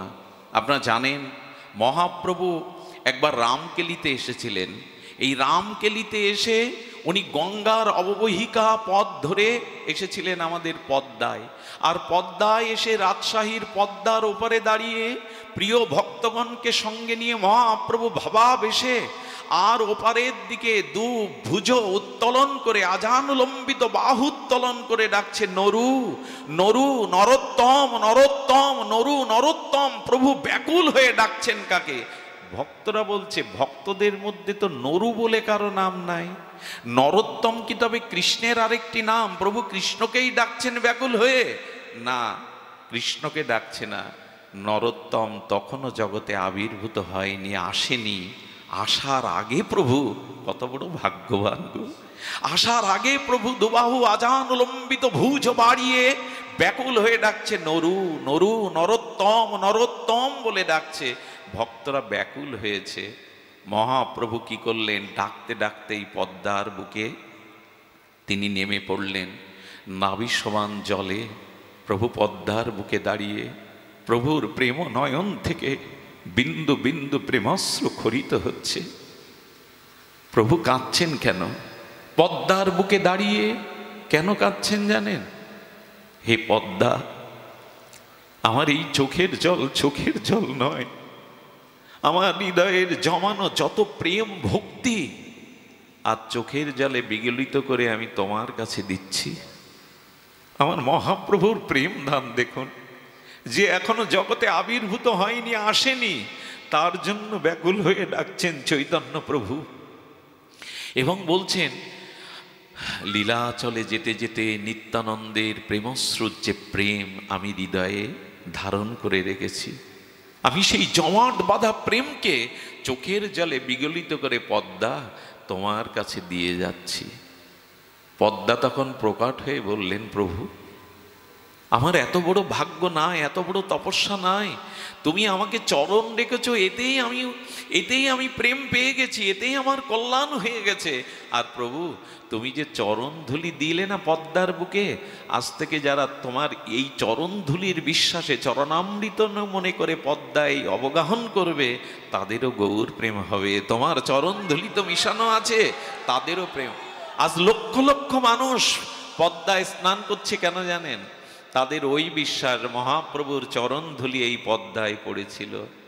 ভগবানের চরণ ধুলি আমাদের ধুলোর মতো না যে ওটা নষ্ট হয়ে গেছে। মাটির নিচে সোনা রাখলে নষ্ট হয় না, 1000 বছরেও মহাপ্রভুর চরণ ধুলি নষ্ট হয় না। পদ্মায় যদি কখনো যান একবার স্নান করবেন ওই বিশ্বাসে, পদ্মাতে স্নান করছে এই বিশ্বাসে না, আমার গৌর হরির চরণ ধুলি মাখানো আছে চরণামৃত। সুধীজন চোখের জলে প্রেম গচ্ছিত রেখে যাচ্ছেন। পদ্মা তখন প্রকাট হয়ে বললেন, প্রভু তোমার চরণ দিয়ে ধন্য করলে, কিন্তু এই চোখের জলে যে প্রেম, এই প্রেম আমি পাওয়ার তো কোনো যোগ্যতা রাখি না। বললেন, পদ্মা এই প্রেম তোমার জন্য নয়, আমি তোমার কাছে গচ্ছিত রাখছি। যেদিন আমার নরোত্তম এই পদ্মায় স্নান করতে আসবে, আমার এই প্রেম তুমি তাকে দিও। আহা, এই বঙ্গদেশে এই খেতুর গ্রামে রাজা কৃষ্ণানন্দের পুত্র মা নারায়ণীর গর্ভ কোল আলো করে এসেছিলেন ঠাকুর নরোত্তম দাস মহাশয়। সাক্ষাৎ নিত্যানন্দ প্রেম, মহাপ্রভুর বিগলিত প্রেম। খেতুরে একবার যাবেন, প্রেমতলিতে আজকে যারা ওখানে আছে না, আমি মনে মনে তাদের চরণটা চিন্তা করছি, ওগো ওখান থেকে একটু পাঠিয়ে দাও আমাদের জন্য, যারা গেছো ভাগ্যবান। প্রেমতলিতে আজকে প্রেমের উচ্ছ্বাস বইছে, পদ্মায় আজ প্রেমের উচ্ছ্বাস বইছে। রাধাকুণ্ড থেকে বাবাজিরা পর্যন্ত মনে করেন আমাদের ভাগ্য হয়নি, যাদের হয়েছে তাদের নমস্কার, তাদের প্রণাম। প্রেমতলির জায়গাটা গেলে, তমালটা দেখলে আজও মনে হয় প্রভু এসেছিলেন এখানেই। এই ধুলাতে, এই মাটিতে, এই গৌর চরণের প্রেম ধূলিকণা মেশানো আছে। পদ্মা বললেন, প্রভু তোমার নরোত্তমকে তো আমি চিনি না, তো আমাদের তো লক্ষ লক্ষ নরনারী স্নান করতে আসে, আমি কি করে বুঝবো যে তোমার নরোত্তম এসেছে যে এই প্রেম তাকে দেব? আচ্ছা, যুক্তিবাদী লোককে বিশ্বাস করানো যাবে তো এই কথা যে চোখের জলে প্রেম কারো জন্য পদ্মার বুকে রাখা যায়? সব কিছু যুক্তি দিয়ে মাপতে যাবেন না, সব কিছু বিচার করতে যাবেন না। প্রেমের জগৎটাই অমন, ভগবানের প্রেমের ভজনের জগৎটাই, ওখানে যুক্তি খাটে না। ওখানে আছে শুধু নিবেদন, চোখের জল, ওখানে আছে শুধু বিশ্বাস। সব কিছু যুক্তি দিয়ে মাপা যায় না। সেই প্রেম পদ্মা হৃদয়ে রেখে দিলেন। এদিকে আবির্ভূতা হলেন নিত্যানন্দ আবেশ প্রেমমূরতি শ্রী শ্রী ঠাকুর নরোত্তম দাস মহাশয়। এই প্রেম ভক্তির মহারাজ এলেন। আর যখন এলেন, চারিদিকে আলোকিত হয়ে গেল, চারিদিকে মঙ্গল শোভা, মঙ্গল ধ্বনি, মঙ্গল বাতাবরণ তৈরি হয়ে গেল। কিন্তু যারা দেখতে এলো তারা বলল, রাজা কৃষ্ণানন্দ ভাগ্যবান, রাজপুত্র রূপে পুত্র সন্তান পেয়েছি, কিন্তু পুত্রটা যে কালো, গায়ের রং যে কালো, রাজপুত্র কালো হলে মানায়? হ্যাঁ, একজন আবার প্রতিবেশীকে বলছে, সোনার আংটি বাঁকাও যা, সোজাও তাই। রাজপুত্র কালো আর ধলো কি, গৌরবর্ণ কি একই? কালো ছিল না, নরোত্তম ঠাকুর চিরদিন কালো ছিল না। দ্যুতিময়, প্রেমময় জ্যোতি, প্রেমজ্যোতি পেয়েছিল। কবে জানেন? বলছি শুনুন। যখনই সে শশীকলার ন্যায় বেড়ে উঠল, রাজা দেখলেন তাকে শিক্ষা দিতে হবে। ওই অঞ্চলে তখন সর্বশ্রেষ্ঠ পণ্ডিত ছিলেন কৃষ্ণদাস পণ্ডিত।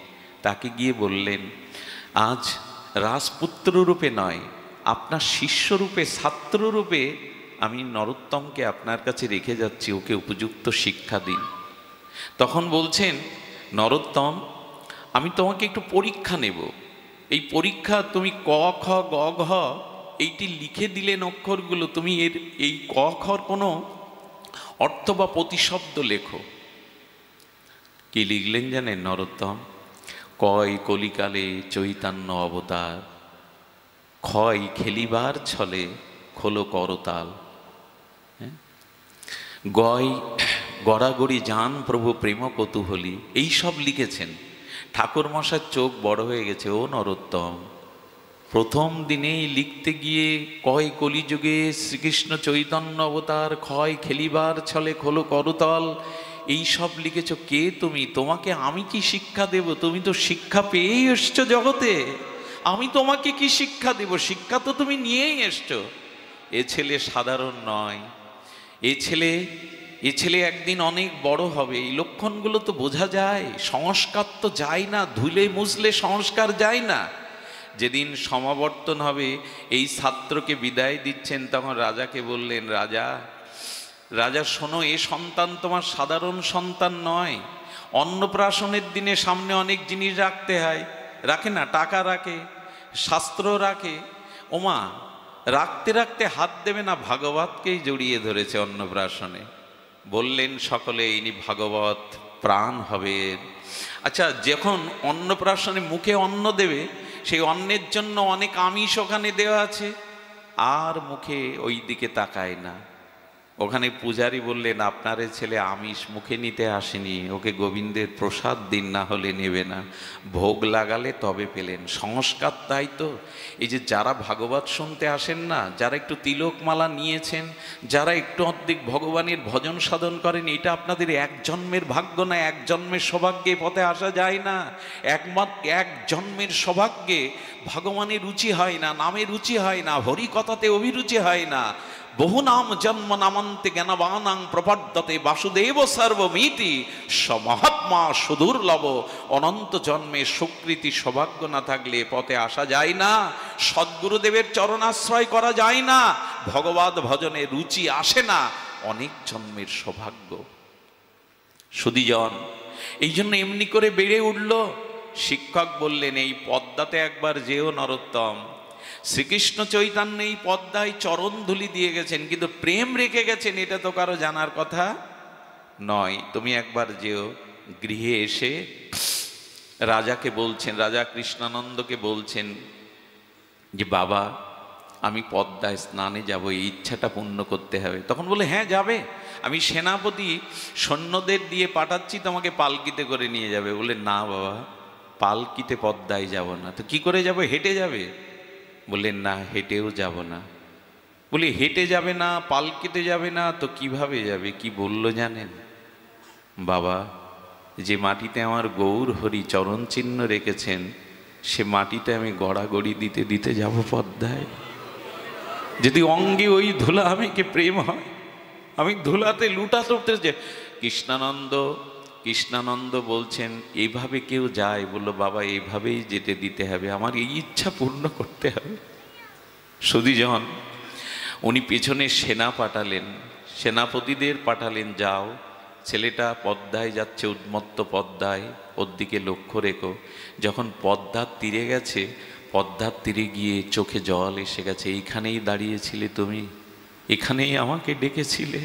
হে পদ্মা, তোমাতে আমার প্রভুর চরণ ধুলি মাখানো আছে। একটা কথা বলি, জলে নামবার আগে আগে পাটা দিবেন না। জলে নামবার আগে না, ওই জলে কত মহাপুরুষ হয়তো স্নান করেছেন, ওই জলটাকে মাথায় দিয়ে নামবেন জলে। এটা এখনো পুরনো দিনের মানুষরা করে। আমাদের বর্তমান প্রজন্মের ছেলে মেয়েকে আমরা এইসব শিক্ষা দিতে পারিনি। কিন্তু জলে বা নদীতে, তীর্থে কোথাও স্নান করতে গেলে আগে বন্দনা করে নিয়ে প্রণাম করে মাথায় একটু জল দিয়ে তবে নামতে হয়, এটাই নিয়ম। তো উনি বন্দনা করছেন, জল মাথায় দিলেন, দিয়ে যখন নেমেছেন, এই নামার সাথে সাথে কি বলেছিল? পদ্মা জিজ্ঞাসা করেছিল, হাজার হাজার নরনারী আসে, তোমার নরোত্তম এসেছে, বুঝবো কি করে যে এই প্রেম তাকে দেব? মহাপ্রভু বলেছিলেন, যাহার পরশে তুমি অধিক উচ্ছলিবা, নরোত্তম জানি তাকে এই প্রেম তুমি দিবা। যেদিন যার স্পর্শে তোমার অধিক তরঙ্গ উঠবে, উচ্ছ্বসিত তরঙ্গ উঠবে, জানবে এই নরোত্তম। যেই নরোত্তম পদ্মায় নেমেছে, নরোত্তমের প্রেমের ছোঁয়া পেয়ে পদ্মা উচ্ছ্বসিত তরঙ্গে জল বাড়তে লাগলো। আর সেই জল বাড়তে বাড়তে পদ্মার বুকেই কেড়ে নিল নরোত্তমকে। ধন পেলে কেউ আর দূরে রাখে, পদ্মা কেড়ে নিয়ে ডুবিয়ে দিল। বাইরে তো সবাই চিন্তা করছে, কোথায় গেল রাজ ছেলে? ভেসে গেল, প্রমত্ত পদ্মার স্রোতে ভেসে গেল। সঙ্গে সঙ্গে নিচে গিয়ে দেখে ওখানে মা পদ্মা দেবী বসে আছেন। মা, তুমি? বলে, হ্যাঁ, এখানে তোমার চরণ জল শুধু নাই, এখানে তোমার জন্য গৌর সুন্দর প্রেম রেখে গেছে, সেটাই আমি লুকিয়ে রেখেছি, তোমায় দেব বলে। নাও, এই প্রেম নাও। সেই প্রেম পেয়ে নরোত্তম যখন উঠলেন, ওই যে গায়ের রং কালো ছিল না, প্রেম পেয়ে কয়লাটা আগুনের মধ্যে দিলে, আগুনের মধ্যে রাখলে কি হয়? রং কালো থাকে না। সোনা গলালে যেমন উজ্জ্বল ও কান্তি হয়, ওই কাঁচা গলা সোনানোর মতো উজ্জ্বল রং হয়। কালো কোথায় গেল ব্যাখ্যা আমরা করতে পারবো না। তেমনি প্রেম পেয়ে নরোত্তম গৌর বরণ হয়ে গেল, দুবাহু বাড়িয়ে দিল। প্রেমে উন্মত্ত হয়ে হা গৌর, হা গৌর চোখের জলে। প্রেম যারা পায় তাদের কিছু লক্ষণ আছে। ওই প্রেমে উন্মত্ত হয়ে ওপরে উঠল। যখন বাড়ি এলো গৌর গৌর গৌর বলতে বলতে, এসেই ব্রজে যাব ব্রজে যাব এই চিন্তা। রাজার চোখে জল এলো, রাজপুত্র হয়েও বুঝি এই ছেলেকে আমি আর ঘরে রাখতে। একদিন রাতের অন্ধকারে সব ঐশ্বর্য ছেড়ে ব্রজের পথে খালি পায়ে গেল। 3 দিন মুখে কিছু দেয়নি, অজ্ঞান হয়ে পড়ে গেছে। গৌর বলতে বলতে মহাপ্রভু ব্রাহ্মণের রূপ ধরে এসে কোলে তুলে নিয়েছেন নরোত্তমকে। যখন জ্ঞান ফিরল, বলে, কে আপনি? বলে, আমি এই গ্রামের একজন ব্রাহ্মণ। তুমি পড়েছিলে বৃন্দাবনে যাবে না? বললেন, আমি বৃন্দাবনে যাব, আপনি জানলেন কি করে? বললেন, তোমার চোখ মুখ দেখে বুঝতে পারছি তুমি ব্রজের পথে চলেছ, তবে এই দুধটা পেয়ে নাও। না, আমি পাবো না, ব্রজে না। বলে, পেয়ে নাও। বৃন্দাবনে যারা যাবেন তারা এরকম ব্যাকুলতা নিয়ে যেতে হবে। সুধীজন দুধটা পাওয়ালেন, দুধ পেয়ে বললেন, আমি রাজার ছেলে, অনেক দুধ পান করেছি, এমন মধুর আস্বাদন তো পাইনি কোনোদিন। আসলে মহাপ্রভু এই দূতটা তাকে যে তার পথে ওঠে সহযোগিতা তিনিই করেন। যেতে যেতে স্বপ্নতে রূপ সনাতন দেখা দিলেন। ও নরোত্তম, যে তোমাকে দুধ খাইয়েছে উনি সাধারণ কেহ না, ও কে জানো? মহাপ্রভুই তোমাকে ব্রাহ্মণ বেশে দুধ খাইয়ে গেছে, যাও বৃন্দাবনে। এই বৃন্দাবনে গিয়ে জীব গোস্বামীর চরণে পড়লেন, আমাকে দীক্ষা দিন, আমাকে আশ্রয় দিন। জীব গোস্বামী বললেন, আমি জেনেছি রূপ সনাতন তোমায় কৃপা করেছে, আমি জেনেছি চৈতন্য প্রভু তোমাকে দুধ খাইয়েছে, আমি তোমার যোগ্য গুরু নই। যদি যোগ্য তোমার কোনো গুরু থাকে তবে রূপ সনাতনের সমকক্ষ যাও, সেই বিরক্তি প্রধান, আর তুমি চলে যাও। চলে যাও কার কাছে? ওনার গুরুদেবকে লোকনাথ গোস্বামী। খবরদার লোকনাথ বাবা ভেবে বসবেন না। লোকনাথ বাবা হলো আমাদের বারুদির লোকনাথ মহাযোগী বাবা, আর ইনি হলেন লোকনাথ গোস্বামী। লোকনাথ গোস্বামী বিরক্তি প্রধান, ওই সেই ঝাড়ের মধ্যে থাকে তার রাধা বিনোদকে নিয়ে, কাউকে শিষ্য করবে না, কাউকে দীক্ষা দেবে না, ফিরিয়ে দিলেন। আমি কাউকে শিষ্য করব না, শিষ্য করলে তাকে উদ্ধার করতে হয়। উনি নিজেই রাধা বিনোদের সেবায় ঝাড়ির মধ্যে ঘর বাঁধিনি, কুটিয়া বাঁধিনি, মাদু করে করে যা পায়, আর ওই ঝাড়ির মধ্যে রাধা বিনোদকে রেখে রাত দিন রাধারানীর চরণ চিন্তা করে। নরোত্তম রাজার ছেলে। আচ্ছা, আমার কাছে যদি কোনো রাজপুত্র দীক্ষা নিতে আসতো, ফিরাতাম তাকে? রাজার ছেলে দীক্ষা নিতে আসছে, কিন্তু এদের স্বভাব দেখুন, এরা ওইভাবে দীক্ষা দেয় না। সুধীবৃন্দ, নরোত্তম ঠাকুর যে কাজ করেছিলেন আপনাদের জানা। লক্ষ্য করুন, রাত 2টোর সময় উঠে লোকনাথ গোস্বামী বাহ্য, তখন তো বৃন্দাবনে কুঠির নির্মাণ হয়নি, একটি খালি জায়গায় যখন মলমূত্র ত্যাগ করতেন, ঠাকুর নরোত্তম ঝুড়ি নিয়ে আর কি করতেন জানেন? হাতে করে মলমূত্র কেটে ওই জায়গাটা লেপন করে দিতেন। এই করতে করতে লোকনাথ গোস্বামী বলেন, আমার অলক্ষ্যে এই সেবা, কে আমাকে অপরাধী করছে, কে ওরা কারোর সেবা নিতে চাইতেন না। একদিন অন্ধকারে লুকিয়ে দেখে রাজপুত্র নরোত্তম হাতে করে আমার মলমূত্র কাটছে। এত ত্যাগ, এত বৈরাগ্য, চোখে জল এসে গেল। নরোত্তম, পারবো তো আমরা এভাবে গুরু সেবা করতে? পারবো তো? হাতে করে মলমূত্র কাটেন, কবে গুরুদেব কৃপা করবে? তোমার কৃপা না হলে তো পাবো না। এসে বললেন, স্নান করে এসো যমুনা থেকে, আমি কৃপা করব। সেই দিন লোকনাথ তাকে কৃপা করলেন, মঞ্জুরি স্বরূপ দিলেন। আজকে সেই ঠাকুর মহাশয়ের তিরোভাবতিথি আমরা বারবার প্রণাম করি আর বলি, হে প্রেম, হে প্রেমময়, তুমি দিতে এসেছিলে আমাদের প্রেম, তার একটি পথ আমরা একটুখানি আস্বাদন করে আমরা আজকের পাঠ বিশ্রাম রাখি। তিনি কি বলেছিলেন? ঠাকুর নরোত্তম আমাদের কাছে এই নিবেদন করেছিলেন। কি নিবেদন? হরি হরি কবে হবে বৃন্দাবনবাসী। এই পথটি শুনুন, শুনে আমরা পাঠ বিশ্রাম রাখছি। হরি হরি কবে হব বৃন্দাবন। ঠাকুর মশার অনুভব, নিরখিব নয়নে যুগল রূপরাশি। আহা, কবে হবে আমার বৃন্দাবনবাস, কবে আমি এই নয়নে সেই যুগল আনন্দময় প্রেমময় রাশি দেখব, আর ত্যাজিব শয়ন শোক বিচিত্র পালঙ্ক। এ কি শব্দ, এক একটি মন্ত্র। কবে দেহ সুখ ছেড়ে দিয়ে, কবে তেজিব শয়ন, কবে চোখে ঘুম হবে না তোমাকে পাওয়ার জন্য, কবে তোমাকে দেখবার জন্য নয়নে ঘুম আসবে না, বিনিদ্র রজনী জাগবো, কবে পালঙ্ক না শুয়ে ভূমিতে ছটপট করব, হা গৌর বলে, হা রাধে বলে। এই জাতীয় ভাব কবে আসবে আমার? কবে ব্রজের ধুলায় ধূসর হবে অঙ্গ, কবে পালঙ্ক ছাড়বো, কবে ব্রজের ধুলায় আমার অঙ্গ ধূসরিত হবে, কবে ব্রজের ধুলায় আমার অঙ্গ ধুলুষিত হবে। ষড়রস ভোজন দূরে পরিহরি। এই দেখুন, এগুলি প্রেম পাওয়ার মন্ত্র। ষড়রস, এই টক ঝাল নোনতা মিষ্টি ষড়বিধ রসের ভোজন কবে দূরে পরিহরি, কবে ব্রজে মাগিয়া খাইব মাধুকরী। কবে এই রস ত্যাগ করে মাধুকরী ভিক্ষা করে ব্রজবাসীদের দুয়ারে মাধুকরী পাব। কি ভাষা এগুলি! পরিক্রমা করিয়া ফিরিব বনে বনে, কোথায় রাধা কোথায় নিত্যলীলা, এই ব্যাকুলতায় কি করব? পরিক্রমা করিব ফিরি বনে বনে। কবে বৃন্দাবনে দ্বাদশ কানন, কবে যমুনা পুলিনে, ব্যাকুল হয়ে কোথায় তোমাদের নিত্যলীলা, এভাবে ঘুরে বেড়ো। বিশ্রাম করিব গিয়া যমুনা পুলিনে, কবে যমুনার শীতল জলধারার ছায়ে কবে বিশ্রাম নেব হা রাধে বলে। আর কি বলছেন? বলছেন তাপ দূর করিব শীতল বংশী বটে, কবে কুঞ্জে বসিব বৈষ্ণব নিকটে। এই দেখুন, কবে বংশী বটে শীতল ছায়ায় বসবো, আর কবে এদের মতো বৈষ্ণবের নিকটে গিয়ে বসবো, এদের মতো বৈষ্ণবের সঙ্গ আমি কবে পাব। আর নরোত্তম দাস কহে করি পরিহার, হেন দশা কবে আর হইবে আমার। নরোত্তম দাস এই প্রার্থনা করছে, হেন দশা কবে আর হইবে আমার। আমাদের যেন ঠাকুর মশায়ের কৃপার এই দশা হয়, এই দশায় আমরাও যেন বলতে পারি, হে গৌরাঙ্গ তুমি মোরে দয়া না ছাড়িও। যেন গৌরাঙ্গ প্রভুর, নিতাই প্রভুর, ঠাকুর নরোত্তমের দয়া হতে আমরা বাদ না পড়ি। এইটুকু প্রার্থনা করে আজকের মতো হরিকথার এখানেই বিশ্রাম। শ্রী গুরু প্রেমানন্দে হরিবল। জয় ঠাকুর।